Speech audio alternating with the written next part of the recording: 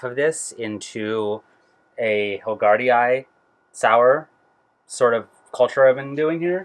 I did a DME, quick DME sour earlier. I did another sour with it proper. This time though, I'm gonna add a secondary yeast to it. The DME sour I didn't, and it turned out flat. It needs to be more carbonated. That would help a lot. And it needed to ferment out a little more, and I needed a second yeast as well. So I'm probably gonna ferment with Brett and a secondary, and this has some hops in it. So up to about 35 IBUs. So it should be interesting to see how this Hilgardii stands up against that, that bitterness, that IBUs, I should say. All right, gonna cool this down to 100 degrees Fahrenheit, then transfer to this jug here. I'm gonna save some of it though, because this is a lot more than I need of the sour yeast, or the sour bacteria, I should say. And got a jar here somewhere. This is sanitized, ideally to boil it. I didn't. That should be enough. This is showing 110. By the time we transfer it into the jug, it'll probably cool down about 100. It's about 90 out right now, so it's supposed to be in the high 80s, low 90s for the next 3 to 4 days. Perfect. So I'll test the pH probably in about 4 days, 5 days. And then, like I said, we'll transfer it to a secondary and add a Brett yeast or an English strain yeast, because the English strains can handle low pH, and so can Brett strains. So yeah, excited. All right, time to test the pH of my Hilgardii sour. Let's see what we got. Looks like we're at 4.1. It says it's currently 80 degrees, the temperature of the beer. So yeah, I'm not going to pasteurize this like I did the last times I've used this Hilgardii. I'm just going to throw some yeast at this and let it ferment the rest of the way out. Keep the Lactobacillus in there. I'll probably keep it warm, probably around 80, I'd say. Although I don't really have a choice because I don't really have a way to keep this cold right now. So it is what it is.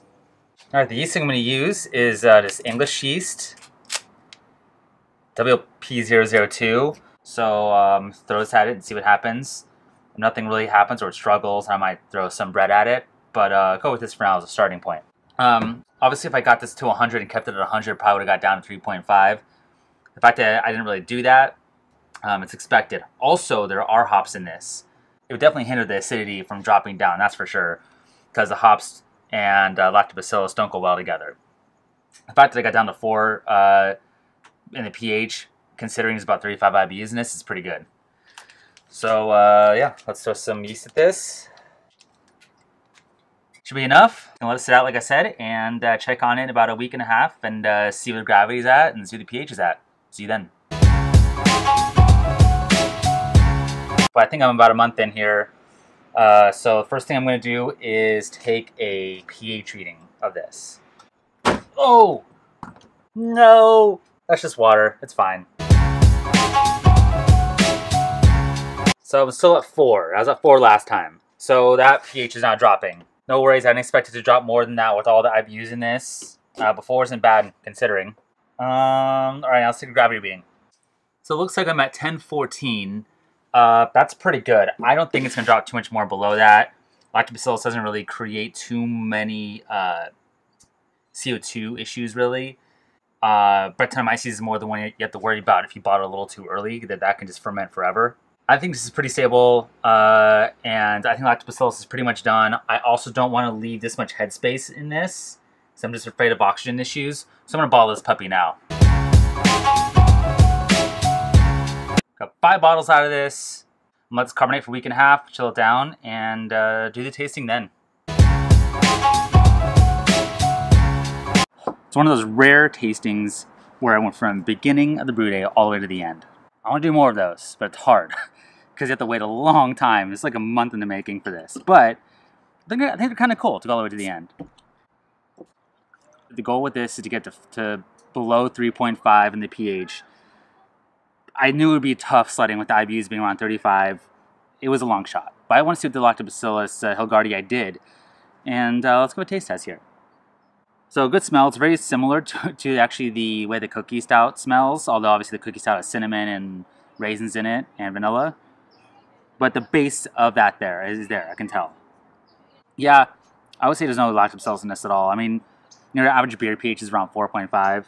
You're looking at here, oh yeah, I mean, it's so within the range of what beer already is that it's just not really coming through. But it was a good experiment. You know, I'm glad I got to pull off a gallon of it. I figured a worst case scenario is that I would get another gallon of stout out of it, which I did, and it's really drinkable. I mean, it is there. It is slightly more acidic, I'd say, than other stouts or their beer, but definitely not a sour. Definitely not a dark sour, I should say. I can maybe enhance that if I want to throw some cherries into this, maybe some raspberries. It would lower the pH a little bit. You know, a nice fruit element to this would be really interesting. Yeah, it's good. I'd say, you know, the only knock I would kind of give it, this one tastes a little more tannic than the cookie stout.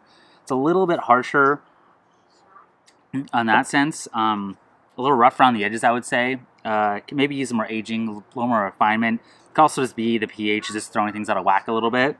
It's sort of like a nice dark chocolatey roast thing coming through, which is still really enjoyable. So, really great experiment. I'm really happy that I tried this. Obviously, it's like any other lactobacillus strain. You know, above 10, it's going to be really hard to work with. There are some lactobacillus strains I've heard can go up to 30 IBUs or handle that range. I forgot what those are at the moment, but there's the Milk the Funk site. It lists all the lactobacillus strains out there, and it also lists what their IBU range is. Really great stuff. I'll link that in the description below so you can see that. I've done everything with Hilgardii now. I've pushed it to the extremes with heat, quick souring. I've done it with high IBUs. I've done it a little lower heat. So it's been a great run. The only thing I haven't done with it is see what it does for long age souring. I do have some left over. I'll probably try that next. So yeah, thanks for watching. Like, subscribe, all that good stuff, and get out there and play with some lactobacillus.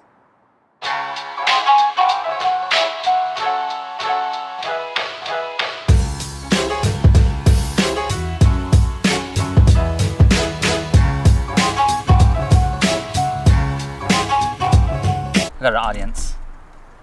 Hello. Hello.